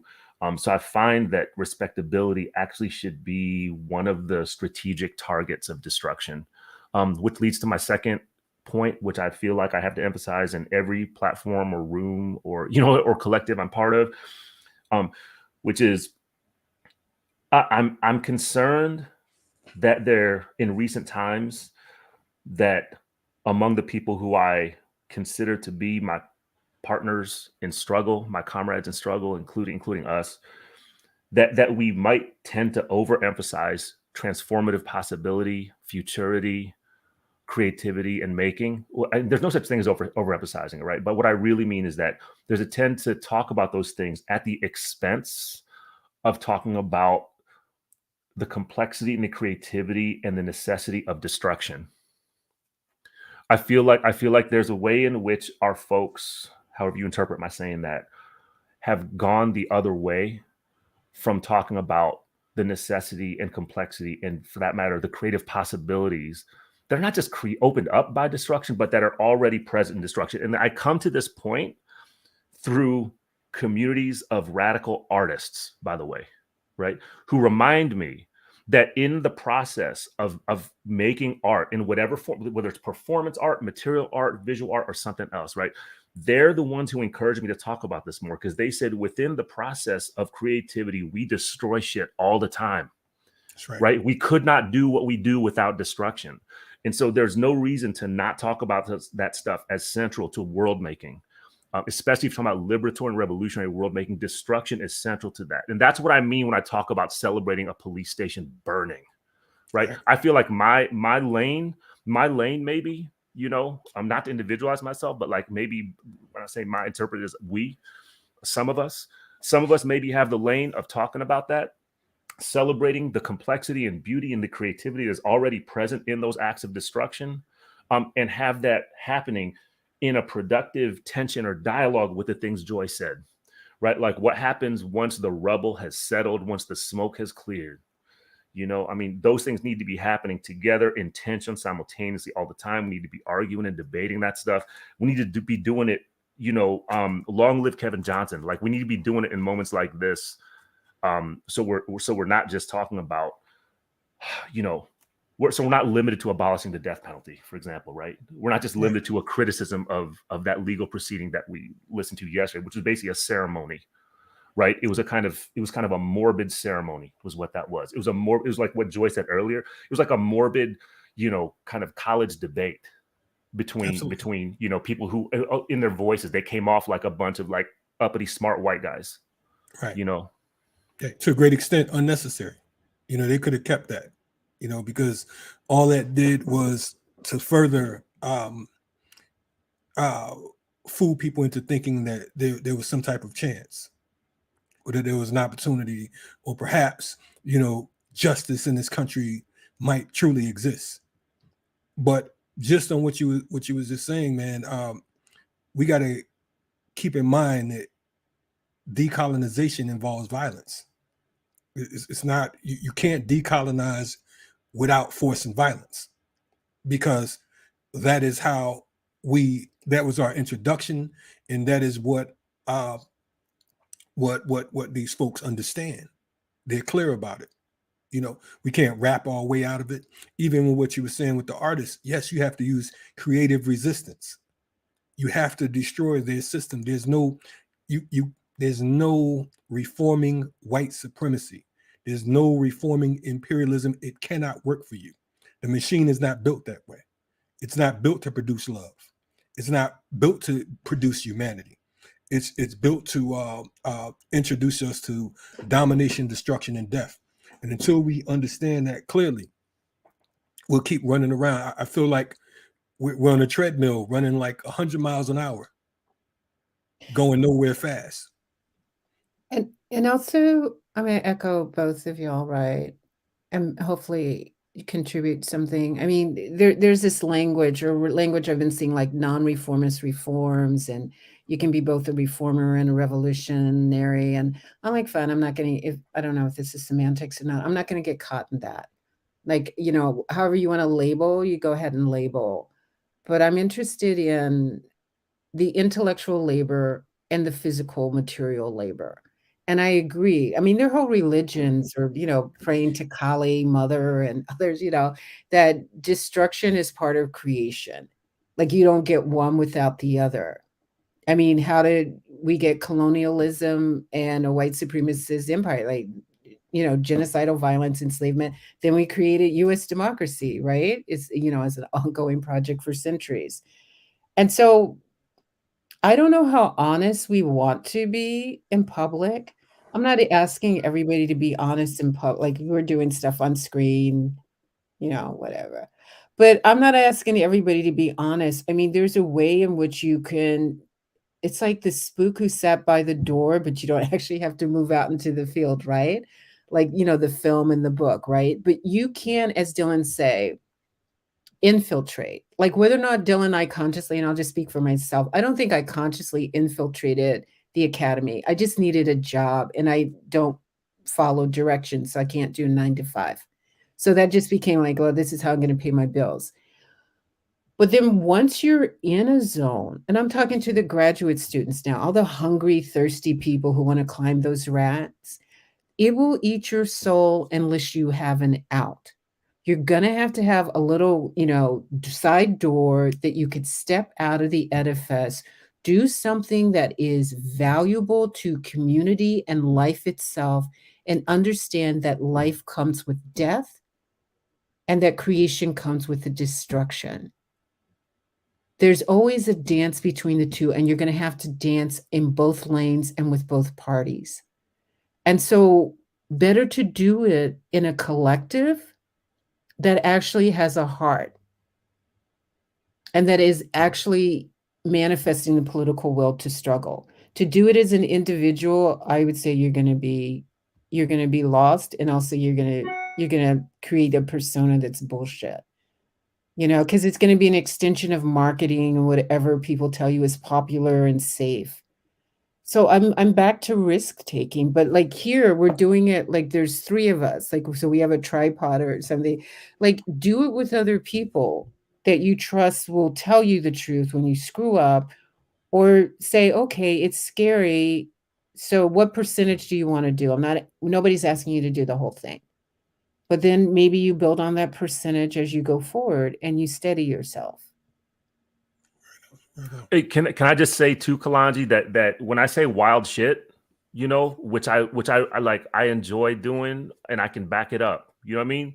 I also Right. feel like I feel like it's my role. But the reason I can do that is precisely because I am not an individual. It's because I have a whole community and network of people that embolden me to do that. So I feel invincible. Right on. Right on. That's what risk means to me. That's what risk means to me. It's because people embolden and encourage me to do it. Like they say, go get them, do like what, you know what I mean? Like I'm in a position to do this, and others, some others are in a much more vulnerable position than me. Right. I'm not saying I'm not saying I'm without vulnerability, but I'm saying like that's what risk means. You know what I mean?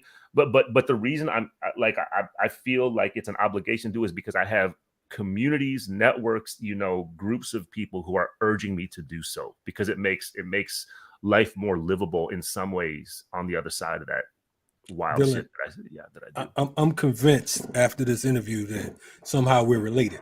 I don't know if we were separated at birth, second cousins removed, something, but yeah, I unite with what you're saying. I mean, it's like, you know, to me, what good is living if you have to live under someone Exactly. else's terms?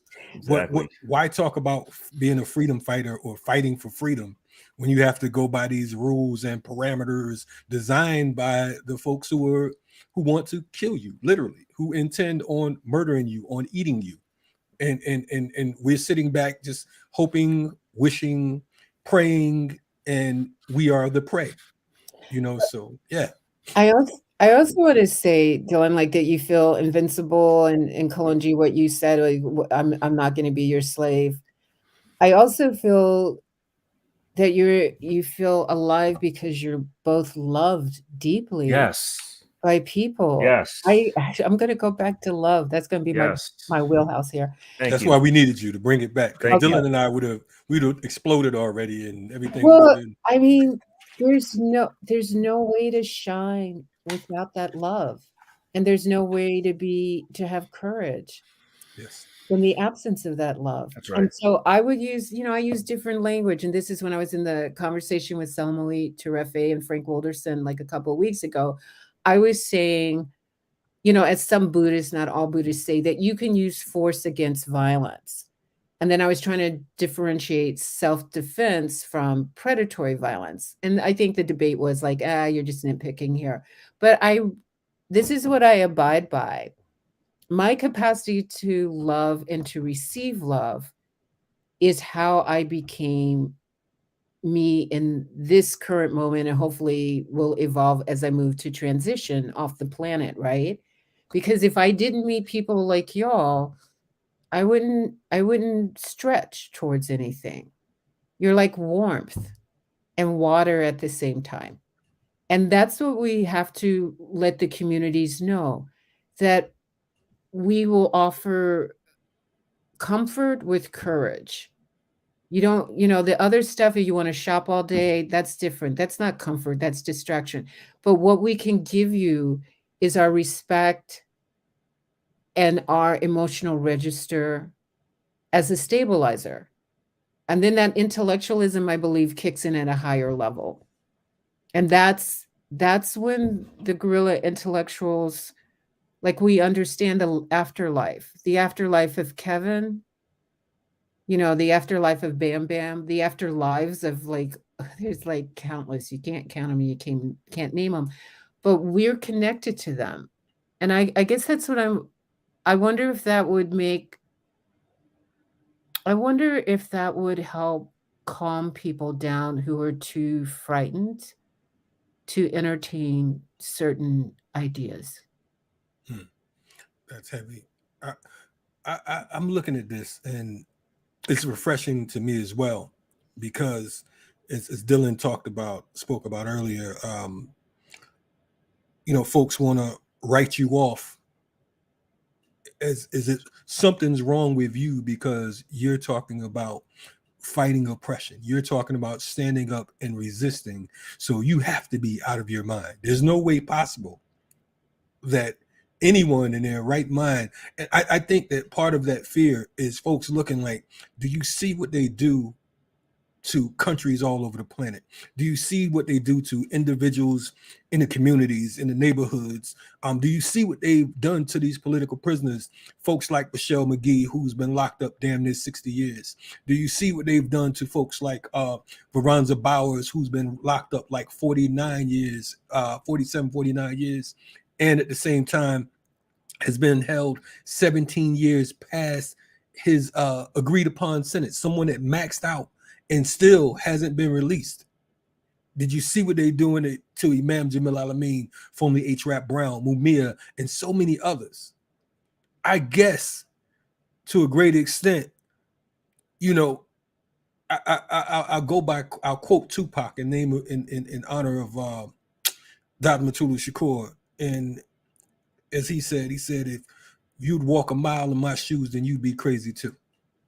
You understand what I'm saying? You don't know what it takes to have an innate desire and need to resist. Just like you don't know what it means to have to resist, we don't know what it means to not resist. You understand? I don't understand that concept. There's no way in the world that you can convince me that this is a system that literally committed genocide against my ancestors. This is a system that literally raped my grandmother's grandmother. And you're going to tell me that I'm supposed to just be beaten into submission and accept that and live and die when I can see it in real time, when they will literally dangle our lives in front of the world. Today, what we're witnessing reminds me of that photo where someone has a sign or a banner and it says a man was lynched today. That's what we're about to witness in less than 8 hours, 7 hours, 6 hours and some change. We are witnessing. We're on here right now, and Kevin Johnson is somewhere wondering, is there an afterlife? You know what I'm saying? His daughter is, hopefully she'll have the opportunity to speak to him before he is murdered. And they call this justice. And as Dylan said, hell yeah, we should celebrate. Whenever they suffer, we should celebrate. I'm sorry, but I'm not sorry. Whenever they suffer, we should celebrate, because we suffer daily. We suffer daily, and we're going to continue to suffer. Now, this doesn't mean, for folks that's listening, this ain't no tough guy talk. I'm just saying we're born and we will die. No man leaves this earth alive. But as they say, I'd rather be a lion for a day than a lamb that lives forever. I couldn't imagine just walking this planet and going out like a coward, not when my ancestors fought. Where do we go from here, good people? I'll just add to what both of you have been saying, which is, you started us off on the path of trying to think about what it means in these circumstances. I'm thinking about Kevin Johnson. I'm thinking about the historical moment to do the work of a guerrilla intellectual. I think part of what it means is taking moments like today and holding on to them dearly as part of what animates guerrilla intellectuals to do the work of a real guerrilla, which is to strike fear in the heart of your oppressor when they least expect it, because that opens up all kind of shit. And I've seen it. I've seen it in their eyes. Yes. Right. The moments where oppressive people who inhabit and administer and manage oppressive systems, they presume their own bodily integrity. They presume their impunity. They presume their access to dominant, violent power all the time, right? It's unquestioned. I mean, this entire, apparatus is set up to allow them that kind of phenomenal genocidal entitlement, right? The presumption of oppressive power is a genocidal entitlement, you know. And part of guerrilla war is to expose them to the feeling of real vulnerability, right? And sometimes it's just words. Right. You know what I'm saying? Like, I'm not talking about fronting somebody in the parking lot, although I'm also talking about that, right? I'm saying sometimes it's just, I mean just words facetiously, because words are powerful shit, right? It's words that do that. It strikes fear in these people. So again, that's the least we could do as guerrilla intellectuals, right? Is to find ways to do that. And that's why I was saying earlier that we need to move against these structures of respectability that harness discipline and permeate, you know, people in the so-called intellectual or academic so-called left, which turns us into counterinsurgents, right? We end up being adjoined to a form of liberal counterinsurgency. We need to like not just resist that, but obliterate that, and understand that this is the least we can do is strike fear in the heart of the oppressor, right? To expose them in their vulnerability, that they're flesh and blood, just like the rest of us. Right. I think that on what you're saying, it reminds me of what we talked about earlier in regards to thinking as individuals.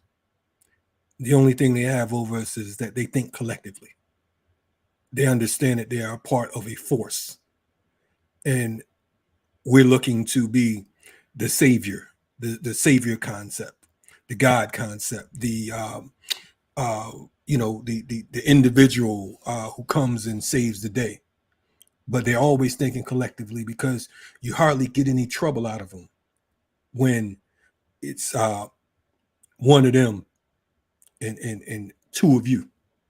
You know what I'm saying? They feel comfortable because they know that they can reach for that radio or whatever. But like you said, fear is a hell of a thing.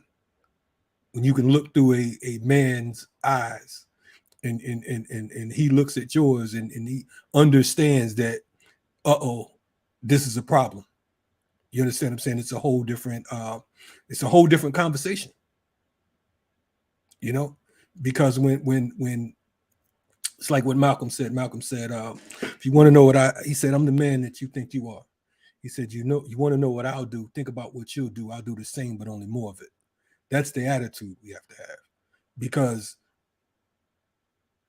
the modern day genocide that we are experiencing, you know, we also often talk about genocide as a thing of the past.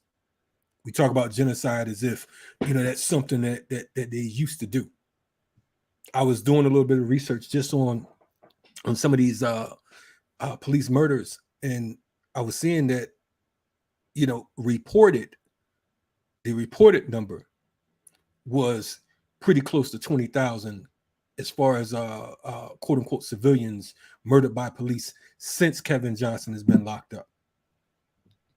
So close to 20,000 people have been taken out. That's more than some towns. They've been all the way taken out. Not one death penalty case for any of those police officers. Most of them were, I don't even think it was more than 10 that were actually charged or sentenced. But yet, you know, a hair on their head is worth more than our lives, man. And you know, I pray that Kevin and his family, again, they find comfort. And I pray that those of us who have made efforts to fight for Kevin and those before Kevin and those after Kevin, that we, in the words of Bob Marley, don't give up the fight. We have to continue this thing. I keep hearing folks saying, man, we've tried everything. We haven't tried everything. We haven't tried everything. And if this is the attitude that we take, then we will forever be defeated. It ain't over till it's over. That's the reality of it. We got a few more minutes. You know, I know that, and thank you, Joy, for joining on board as far as this fight, because I know that over the past several weeks, it's been, you know, from interviewing Kevin, to the articles, and to reaching out to folks.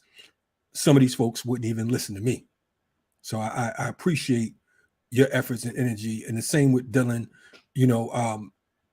taking the time to say, look, yeah, I'm co-signing. I'm against this, because there's so many folks out here, particularly organizers, quote unquote, activists, journalists, folks in the academy, etc., who simply ignored the call. Totally ignored it until the state said it's okay to talk about. So once the state start talking about it, then you get a floodgate of all types of different articles, all types of folks talking about it in the last 48 to 72 hours. We can no longer side with the state. Your lack of response or your lack of involvement is equivalent to you being against and for the oppressor. It's against you being against folks like Kevin Johnson, against some of these quote unquote political prisoners. You're waiting to the last minute. I mean, I'm amazed. I mean, some of the articles I've seen in the last 24 hours, I'm like, I mean, is it a hot topic now? We have to stop the responding after, our brothers and sisters are murdered. We already know, beyond a shadow of a doubt, someone's probably dying at the hands of the police today. Someone's going to die tomorrow at the hands of the police. What do? How do we create a system that is proactive opposed to reactive? How do we strengthen these quote unquote organizations? Any thoughts from either of you? I would say this might sound a bit abstract, but I would say that we reclaim ourselves, which is what we're doing here. And the grief becomes a catalyst that pushes you to choose. I think it's pretty clear what our choices are. But that is something that's available for everyone, whether you feel something or nothing about Kevin's pending murder by the state. And I mean, this is going to be painful on all levels, because we also have to reclaim the communities. And remember, his daughter's mother was murdered by a jilted partner or something. You don't shoot a woman in the back of the head when she's walking with a 4-year-old to Walmart, do you? Yeah, stuff happens on all these levels. In poverty, under occupation, it happens more intensely, and it happens in terms of quantity much more. So there are ways in which fraternities, sororities can raise money for the family, for the 19-year-old and the 5-month-old baby. And it's not just them, but throughout all of our communities. And then we just have to develop the self-discipline to actually recognize war and respond to it.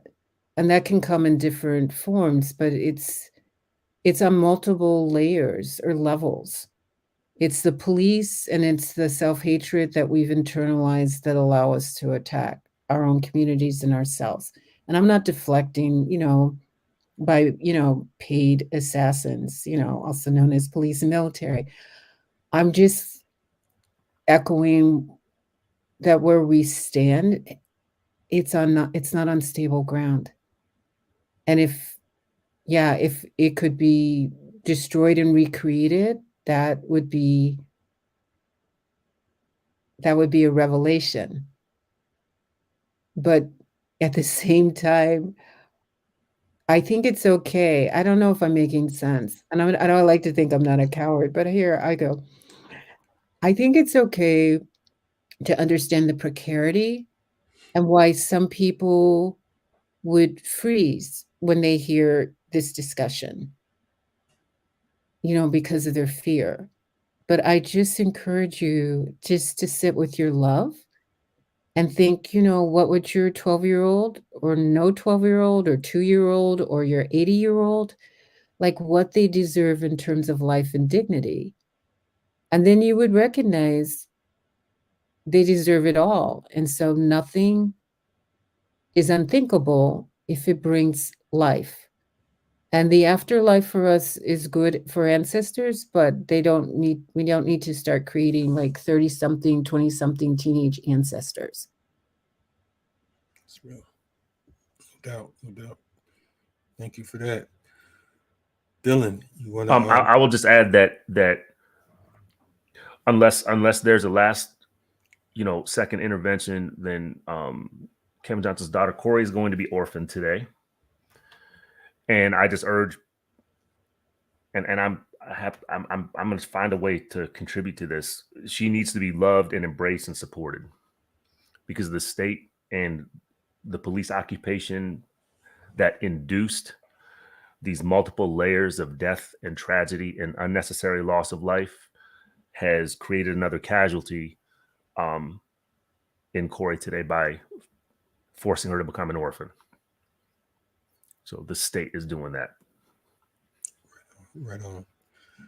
Well, man, this is definitely been a very emotional, I don't even want to call it a show, an episode, a meeting, a discussion. Pardon me. We're going on 1:00 here, Eastern Standard Time, which means that Kevin Johnson officially has 6 hours to live, courtesy of the state. This is their plan. I try to reach into the bag where Sonny left us with not wanting to say that, but as Dylan just spoke about, Corey becoming an orphan, Kevin's grandson, never knowing his grandfather, the pictures that he'll have with his grandfather would be from a prison.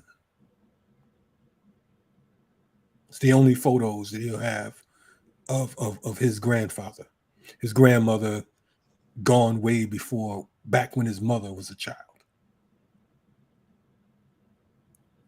And the state has no concern or care. I appreciate the two of you sharing your thoughts with us today, and I'm sure this won't be the last, our last meeting. And I am encouraged and inspired by all that touched the platform today, including those in the chat and those who will see this program, later today or later, whenever you see it. My request is that we all become a part of some organization. Again, that individualism is key when it comes to capitalism. It is a major part of the recipe. Individuality and oppression. Capitalism without it is like a cake with no sweetener and no flour. It's not a cake, and this is what we're dealing with here. So again, I appreciate you all. If you have any final words you want to say or leave us with, please do. And I'll see you in the battlefield. Peace to Kevin Johnson and his family. I'll add to what you said, Kalonji, about encouraging people to find forms of being in collectives and in communities and in organizations. As we do that, I urge us always to collectively study whatever form study must take. That is central to the struggle in which we are engaged. And you can bet your bottom dollar that the other side, all those other sides, including the liberals who are looking to grift and undermine radical activity are studying how to do it. We need to study twice as hard and twice as collectively to move against that. So that is a collective project. We need to keep doing that. That's the tradition of abolition, the tradition of Black radicalism, the tradition of anti-colonial struggle is collective study. Please, let's do this together. Absolutely. And I would just add that we need to continue to build our emotional, intellectual, material fortress, our security apparatus on all those levels, right? And that whether or not people understood like what we've been talking about for 2 hours, I understand that it's the deepest commitment to love and life. And so those are the people who raise the greatest demands for defense and protection. And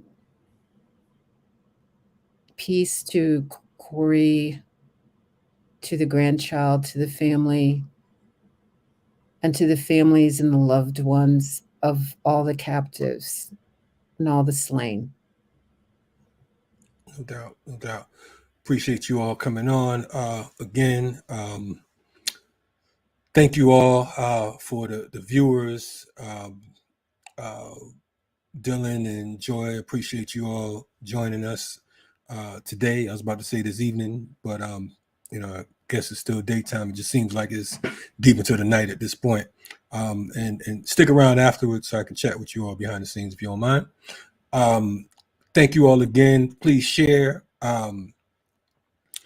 Keep Kevin in your meditations and prayers. Keep his family in your meditations and prayers. And as both of our guests point out, let us remember Joseph Bam Bam Long, who was 12 years old when he lost his life 17 years ago. Looking back now, he'd have been like 29 years old. He would have been an adult himself. And we should also keep in mind that, because I hear some naysayers, well, he killed a cop. The U.S. military murders men, women, children, animals, plants, the planet, all across the globe daily, and not an outcry because you feel like it's not it has nothing to do with you. But we all know if they come for me at night, you know what happens in the morning. Thank you all for joining us here today. Black Power Media, RSTV, and we'll see you in the whirlwind. Peace.